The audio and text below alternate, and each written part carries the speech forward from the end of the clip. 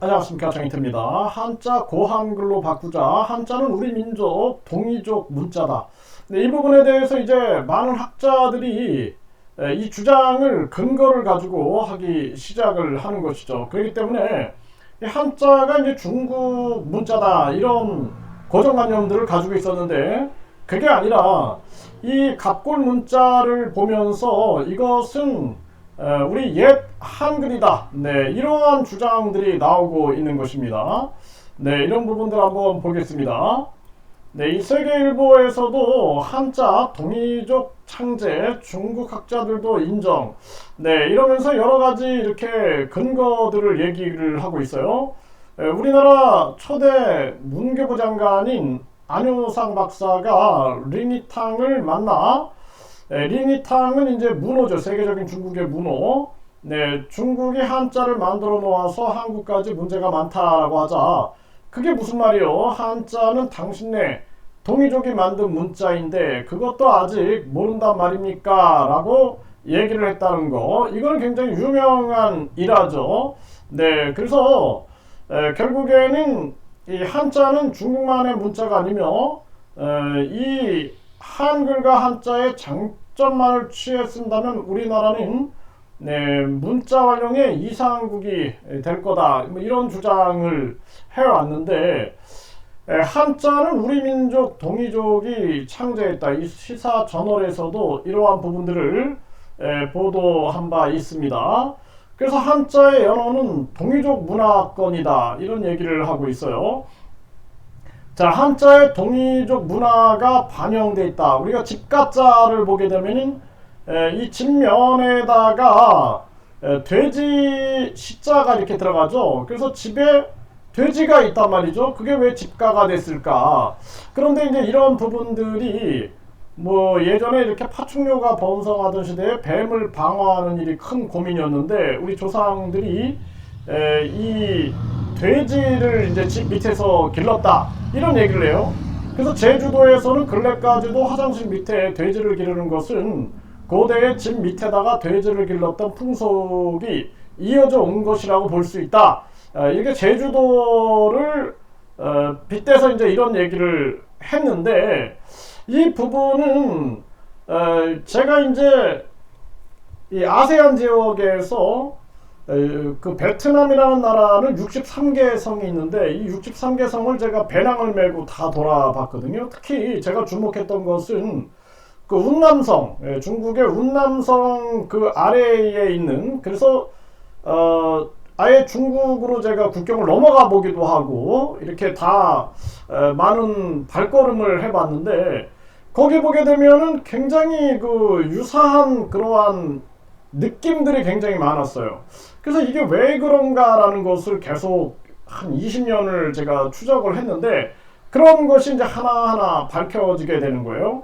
그래서 이 집가자 같은 경우에도 집가에다가 돼지시가, 우리가 집가 아시죠? 그래서 이 집면에다가 밑에다가 이제 돼지시자를 쓰게 되는데, 이걸 보게 되면은 이런 식으로 집을 짓게 되는 거예요. 네, 그래서 우리가 제주도도 뭐 제주도지만 아마 이 학자들이 우리 동이족으로 주장되고 있는 이러한 문화를 보게 되면 이러한 집을 보게 됩니다. 이 밑에서 이제 동물들을 기르고 있거든요. 그러니까 요게 이제 집가자 그 모습이다라고 보시면 되고, 여기도 보면은 이 아카족의 전통 가옥이다 그러는데, 이 집으로 이렇게 집을 만들어 놓고 밑에서는 이렇게 뭐 돼지나 닭이나 이런 것들을 기르고 있단 말이죠. 이런 부분들이 집가자를 이렇게 쓰게 되는 거예요. 그래서 제가 이제 외국인을 가르칠 때 보면은 우리가 집에 대해서 그림을 그려보자 그러면은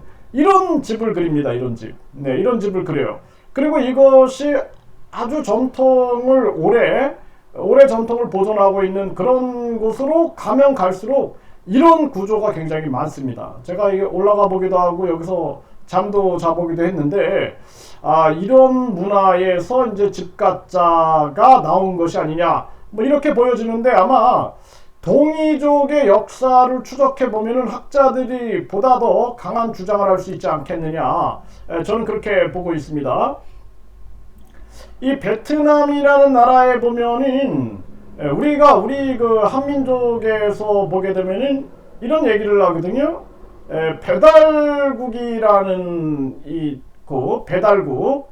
그래서 이 배달국을 보게 되면은 배달국이 18대 이 환웅이 있었다. 이런 얘기들, 이런 주장들 많이 들어보셨을 겁니다. 배달국.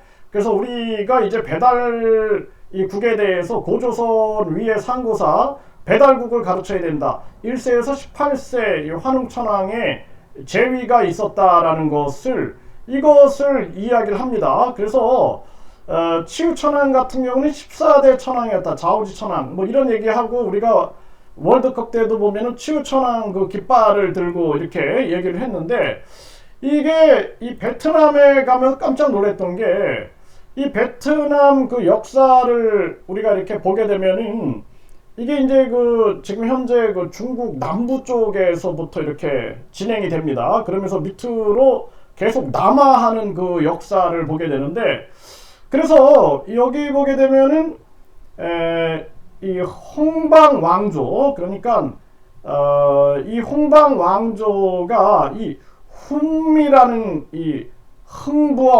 흥부엉이라는 얘기를 하고 있어요. 그래서 홍방 왕조는 이 락이라고 알려져 있으며, 홍방 왕조가 2879년에서 258년까지 약 2000년 이상 베트남을 지배한 왕조인데, 훔부엉 황제가 세웠다고 알려져 있단 말이죠. 이게 훔이라는 것이 환웅할 때 웅이에요. 웅. 고자입니다. 환웅할 때 웅입니다. 그래서 여기도 보게 되면은 이 18대가 통치했다 이런 얘기를 하고 있어요. 굉장히 유사하죠.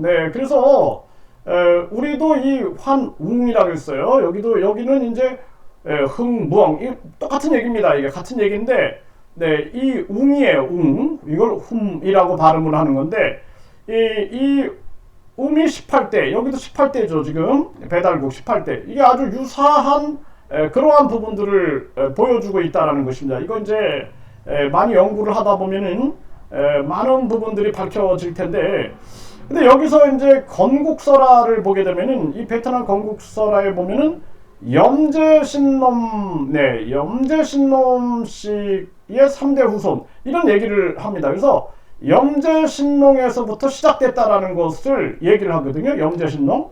그래서 이 염제신농이다 그러면은 우리가 이 문화일보에서도 보게 되면은 이 염제신농 그리고 우리가 태우복희 이런 부분들, 태우복희 씨라든지 염제신농 씨는 동이족이다라는 이 주장들이, 이거는 뭐 굉장히 많은 주장들이 나오고 있는 것입니다. 동이족이다. 그래서 이러한 부분들, 그래서 심지어는 이 역사 강사가 중국 누리꾼에다가 이런 가르침을 줍니다. 그러면서 이런 얘기를 하거든요. 태우복희 씨도 사마천의 사기에 보면은 동이족이라고 기록되어 있다. 동이족. 그래서 태우복희, 우리가 태극기, 그러니까 뭐 사주라든지 각종 인문학의 아주 중요한 효시다 이런 얘기를 하는데, 여기도 보면 동이족이다. 이게 한민족을 뜻하는 거죠. 이런 부분들을 얘기하고 있고요. 그리고 이 염제신농 씨 같은 경우에도 마찬가지죠. 이거는 뭐 동이족이다라는 이 부분은 여러 문헌에서도 찾아볼 수 있는 부분인 것입니다. 그래서 여기도 고조선 동이족의 신농씨로 보아왔다 이런 얘기를 하고 있죠. 그래서 이 베트남의 이 역사에 보면은 우리가 환웅할 때 웅왕조가 18대, 그리고 이들의 역사의 출발을 염제신농으로 보고 있는 거예요. 염제신농. 이 유사점을 가지고 있는 거죠. 그래서 많은 사람들이 이 베트남에 가게 되면은 왠지 이거 우리하고 좀 유사하다라는 그런 얘기들을 참 많이 하는데, 이게 역사적 연관성이 이렇게 있는 것입니다. 그래서 이 언어들도 보면 우리가 동의합니다 이럴 때 동의하면은 이 사람들도 동의 이렇게 얘기해요.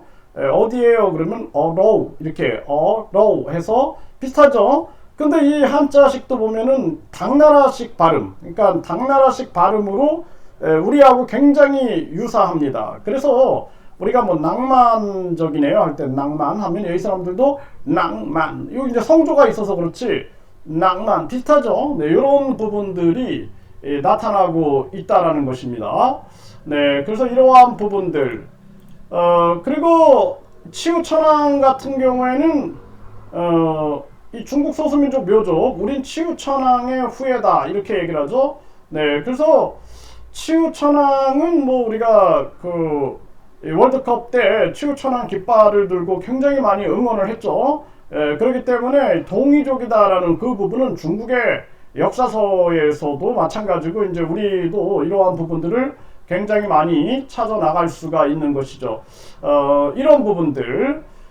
그래서 이 바이족 중국의 소수민족 중에 이제 바이족이라고 있는데 이 바이족 같은 경우에도 보면은 이 많은 사람들이 이거 바이족에서 이 한민족을 봤다 이런 얘기를 해요. 네, 이것도 이제 마찬가지입니다. 그래서 굉장히 유사하다. 묘족이나 바이족, 백족이라고 하죠. 백족이다. 이런 부분들도 상당히 유사성을 가지고 있는데 이것이 이제 결국에는 우리가 뭐 은나라가 동이족 계열이었다라는 것을 이제는 뭐 중국도 마찬가지고 한국도 인식하고 있는 것이죠. 이제 그런 부분에서 전개돼 내려온 부분들이 있다. 그래서 우리가 고구려 그 유민들이 고구려 유민들이 보면은 이 동남아까지 이렇게 내려오고 뭐 물론 뭐 몽골이라든지 각종 전 세계를 흩어졌지만 이 동남아 쪽에 가게 되면은 이 고구려 유민들 그리고 과거에 이 치우천왕을 따랐던 그 동이족의 그 민족들의 이 전통이 잘 보존되어 있는 부분들이 있어요.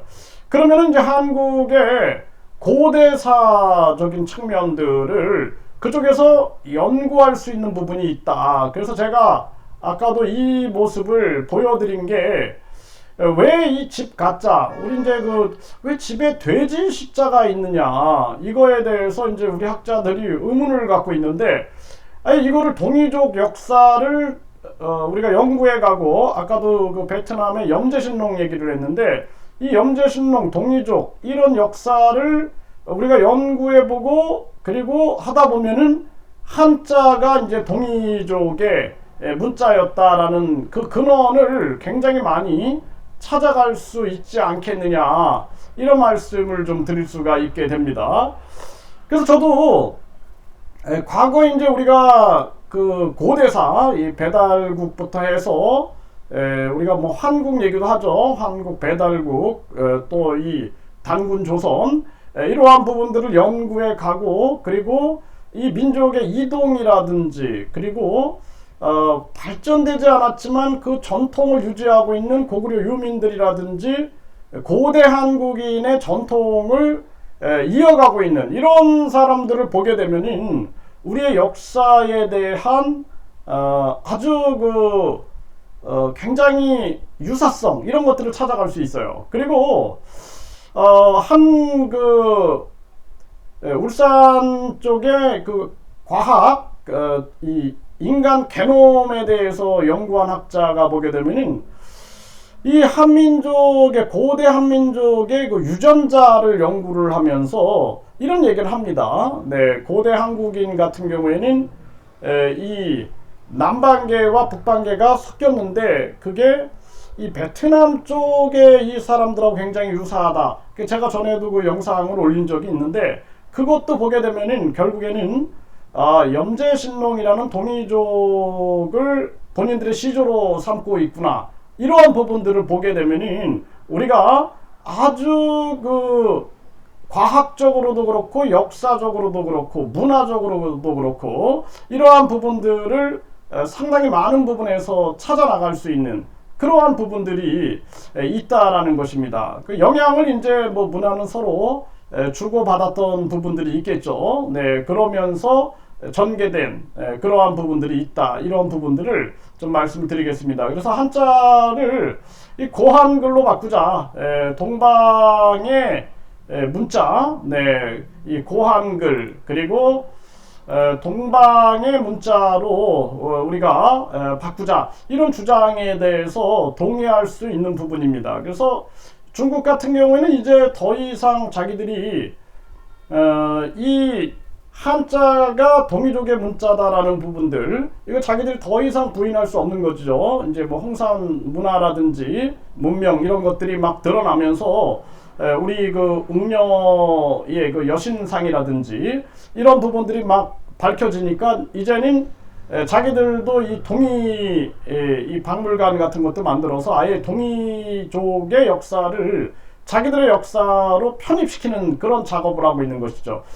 참 이 안타까운 측면들인데, 우리 국민들도 일반적인 대중적인 입장에서 이런 부분들을 연구해 나갈 필요가 있겠다, 관심을 가지고 우리도 추적을 할 필요가 있겠다, 이러한 부분들을 좀 말씀을 드리고, 앞으로 제가 이런 부분들의 유사성, 우리 고대 이 배달 민족 그리고 동이족의 이런 흐름들, 그리고 뿐만 아니라 왜 이렇게 유사한 측면들이 많은가, 또 고구려 유민들은 왜 그 동남아 쪽에서 고구려 유민이라고 주장되고 있는 부분들이 많은가, 이러한 부분들을 살펴보면은, 제가 배낭을 메고 그 63개 성을 다니면서 제가 어렴풋이 추적했던 부분들, 그리고 그 추적을 하면서 제가 많은 역사 그 학자들의 의견을 종합한 것을 가지고 제가 또 한 5년 정도를 그 아세안 지역에서 살면서 제가 경험했던 이러한 부분들을 종합해 보면은 굉장히 이제 퍼즐이 하나하나 이렇게 맞춰지는 경우가 많습니다. 이런 부분들을 함께 공유하고 함께 논의하다 보면은 지금 한민족이 지금 굉장히 위기예요. 저출산 고령화, 이 잘못된 입시 위주의 이 학벌주의, 이러한 흐름 때문에 이 황금 만능주의 흐름, 이런 것 때문에 나라가 지금 위기인데, 이러한 위기를 우리가 한민족 디아스포라를 통해서 뭔가 큰 그림을 그릴 수 있지 않겠는가, 이러한 부분들에 대해서 좀 말씀을 드리고, 뭐 저도 이런 부분들을, 김태원 감독님이 이제 민족 문화 예술가잖아요. 그러다 보니까 이런 얘기들을 이제 감독님하고 얘기를 하는데, 이런 얘기를 하다 보면은 뭐 시간 가는 줄 모르고 이런 얘기를 하게 되는데, 이거 유튜브에서 하나하나 여러분들과 공감하고 뭐 논쟁도 하고 하다 보면은 관심도가 높아지지 않을까, 이런 생각을 해보게 됩니다.